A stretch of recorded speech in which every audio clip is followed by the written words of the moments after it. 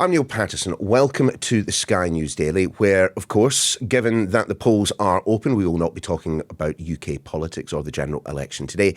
Instead, we're going to cast our eyes across the Atlantic to US politics, in particular the race for the White House and Joe Biden. Now, you recall that in the past few days, we have seen that televised debate between the president and the former president, Donald Trump. Common consensus was Donald Trump won. Joe Biden looked his age, stumbling time and again in that debate, even freezing at certain points. And since then, things have gotten worse for the Democrats. The polls have showed that Donald Trump has, in fact, widened his lead over the incumbent.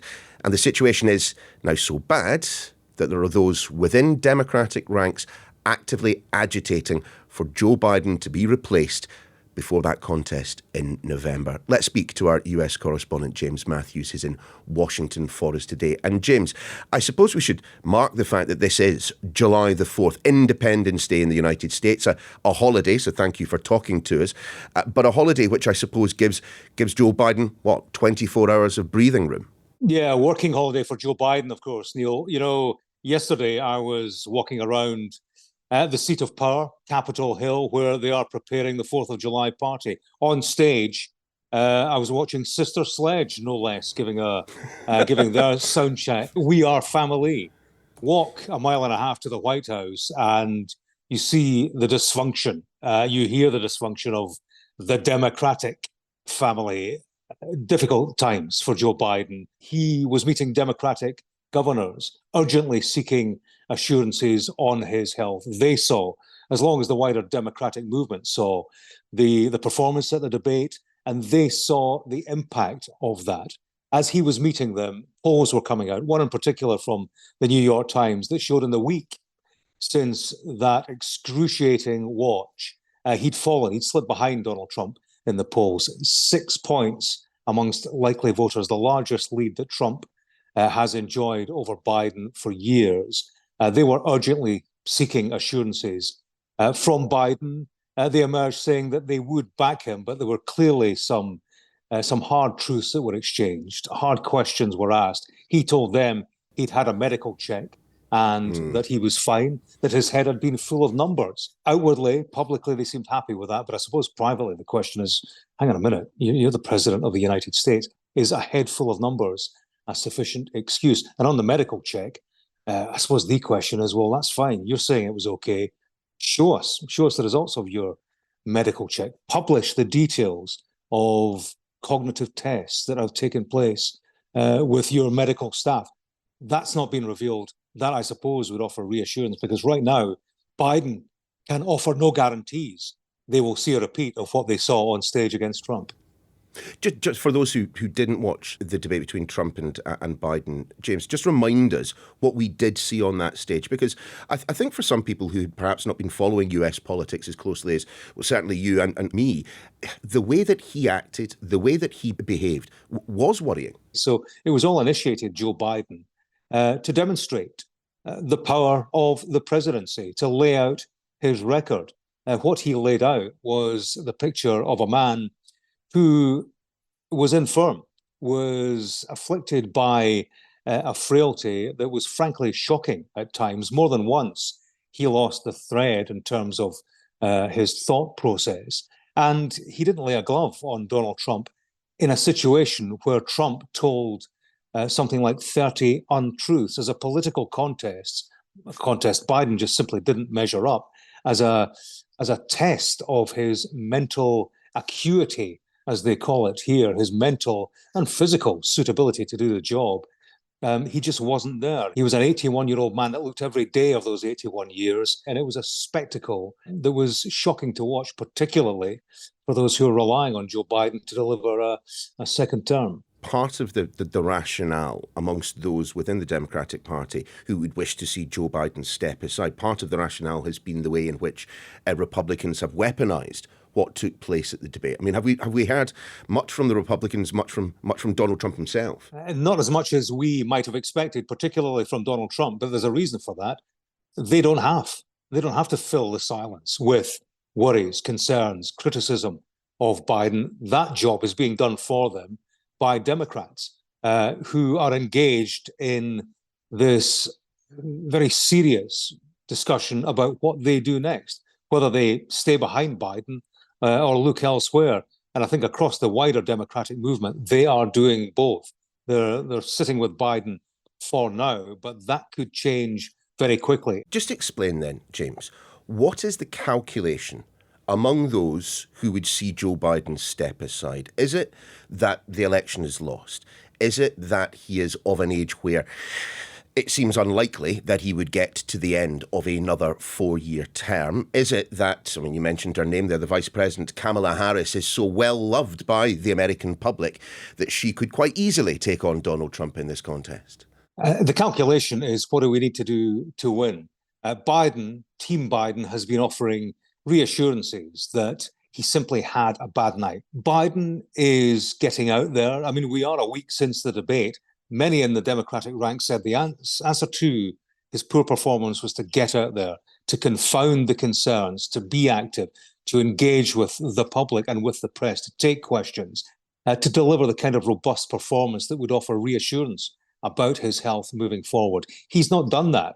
It took days for him to contact senior Democrats on the Hill, to arrange a meeting with Democratic governors initiated by the governors themselves. We have seen him in public appearances, but very much insulated and protected, pre-prepared statements on teleprompter. He has been the teleprompted president, declining to take questions from waiting journalists. He has acknowledged the importance of these exercises and the importance of convincing the public that he's fit for office, telling at least one ally, according to the New York Times, that he recognizes he may not be able to salvage his candidacy if he cannot show the public that he's up for it. So very important next few days for Joe Biden and for the wider Democratic movement, that's for sure. Well, let's just perform a little bit of a thought experiment, or spitball, as our American cousins like to call it, James, and assume that over the next handful of days, things do not change. Is there a means by which Joe Biden could be compelled not to be the Democratic candidate come November? Or is this essentially one of those situations where you send the men in grey suits in, you talk to his wife, you talk to his closest advisors, and you get Joe Biden to make that decision? Joe Biden is all but locked in because of the primary process. He has the delegates that a nominee would need, more than 90% of them. So right now, it all comes down to the decision of Joe Biden himself. If he stays in place, resists entreaties to step down, then it all gets into uncharted territory and it all gets potentially very messy. The cleanest way for Joe Biden to step down would be for him to make that decision himself. It's a decision we are told will be taken by his inner circle, the close advisors he relies on, principally his wife, the First Lady, Jill Biden. So the cleanest way would be for him to say, look, the game's up, and for him to anoint an alternative, possibly Kamala Harris, his vice president. It would be difficult to see why he wouldn't, given the kind of electoral dangers in sidelining her, the black vote, the female vote in particular, black women who delivered the victory for Joe Biden in 2020. So that's the clean case scenario. The messier scenario is that it all descends into a fight come the Democratic convention with a range of candidates, with a range of subject matter, Gaza, policing, crime, and so on, subject matter on which the Democratic Party is fractured. So that all comes together in a candidate nomination contest at the convention, looks very messy, gives very little time for whoever emerges from that to fight an election campaign. And, that's the kind of scenario that the party is contemplating as an alternative. And that right now is very much part of Biden's strength in his argument to stay on. Let's just dwell on Kamala Harris for a second, because as you say, here is a black woman who has been very close, a heartbeat away from the presidency for the past 3.5 years. She polls very well, in fact, better than Biden, I understand, with black voters. She is a woman in an election where abortion, thanks to the Supreme Court decision on Roe versus Wade, is a live topic, and she has remained loyal. She's certainly given no sign that I can see that she is putting herself forward, that she's stirring the pot to try and get Joe Biden to step aside. But, already the Republicans are launching the attack ads. Already the Republicans are saying things like, look, if you vote for Joe Biden, that already is a vote for Kamala Harris, and that's never been something that the American public have been entirely happy with. The thing about Kamala Harris is her approval ratings, which are through the floor. That is the worry for Democrats, that generally she is unpopular, and a couple of months short of an election campaign, that's something that would need to be turned round. To look at the positives of Kamala Harris, she's road tested. She does have a name recognition that other alternatives do not have. She's unpopular, but I suppose being framed as a presidential candidate does add an energy to her. To see her as an occupant of the Oval Office, then that does change perceptions, I suppose, of the American public. James, let's just quickly pause there. When we come back, we will be continuing to discuss the situation as regards Joe Biden and whether or not he'll be standing come November. Back soon. Welcome back. Continuing to talk to our US correspondent James Matthews about the growing speculation that Joe Biden may, come November, not be the Democratic candidate for the presidency. James, good to have you still with us. Any other candidates that could be tempted to start agitating for this position? I constantly hear Gavin Newsom from California as someone thrown into the mix. But beyond that, there must surely be others. I've always wondered why the Secretary of State, Antony Blinken, has never been mentioned. I think an answer to that, Neil, I would challenge somebody to list 4 candidates who would replace Joe Biden, 4 names that you recognize. And, beyond the American political core, that would be a challenge, I think, for anybody. And that's the difficulty the Democrats have. Name recognition. A candidate who a country would recognize and get behind just several weeks before the November election. You mentioned Gavin Newsom. Certainly he would be a potential runner, a man who I think is selling himself for office at some point. Governor of California, good looking, has a bit of the Hollywood about him, the charisma. But, there is the name recognition. There is the business of being road tested.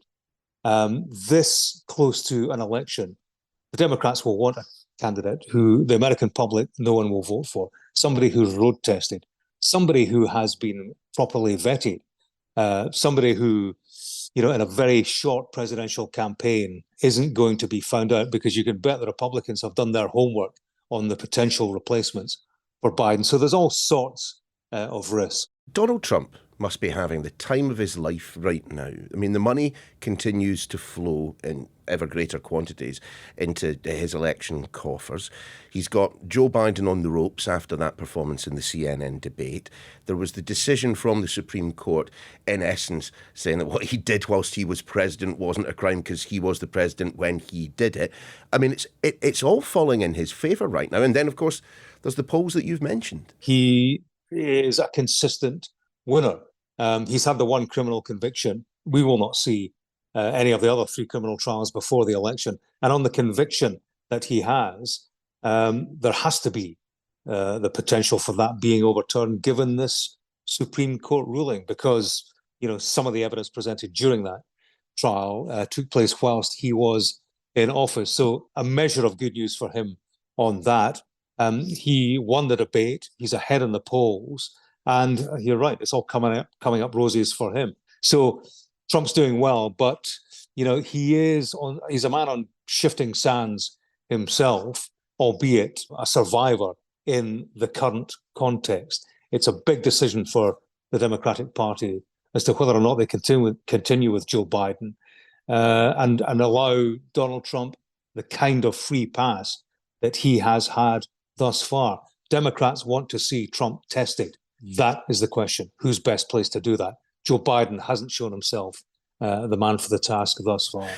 I will admit, though, James, I have been somewhat confused by the number of Democrats I've seen wandering around Capitol Hill, scratching their heads. Oh, my goodness. How did we not see this coming? Joe Biden in the CNN debate, acting his age. Let's be absolutely blunt about it. And it has been ignored or poo-pooed by senior Democrats. The United States of America could not ignore the evidence of its eyes during that CNN debate, and we find ourselves in this situation. But those who surround Joe Biden, those who run the Democratic Party, come on, they saw this coming. They just didn't do anything about it. Months ago, I spoke to a senior figure inside the Democratic Party, and I asked them about Joe Biden and his apparent infirmity. And they said to me, look, we see it. He is an old man, but we're told that he is fit for the job. And we see the results that he is delivering. I mean, he's presidential enough. And as a candidate with a view to the next election, he looks like he could well be our winner, particularly given how messy the alternatives could be. That same individual said the one worry they had was that, they'd had old relatives. And when somebody declines at that kind of age, the decline is very rapid.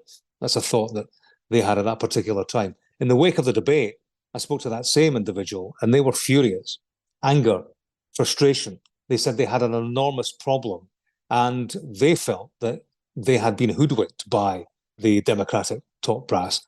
They spoke of Biden as an enormous gamble, a gamble that they weren't privy to. And that is the anger amongst Democrats now. Joe Biden for so long has been surrounded by this inner circle, making decisions on the party's behalf, on the hoof, and without wider consultation. The debate was a decision that came as a surprise to many in the Democratic Party, because that was done in secret negotiation with the TV networks and so on. So the point being made by this particular individual, and it's shared widely amongst House Democrats, Senate Democrats, who need to rely on Biden for their own electoral chances at the election. The point being made was that private decisions were being made on behalf of the wider movement. They weren't involved, and this reckless gamble has not delivered at a time when they have precious little time to do anything about it. James, many thanks indeed. It is pretty difficult to see what is happening with Joe Biden as anything other than a situation of the Democrats' own making. They knew exactly how old he would be in November 2024 when they selected him to fight the last election. And even if the president manages to ride out the next few days and stays the Democratic candidate, these allegations about his age and his capacity for the office will stretch from now all the way to polling day in November. That's your lot for this edition of The Daily. We'll see you again tomorrow.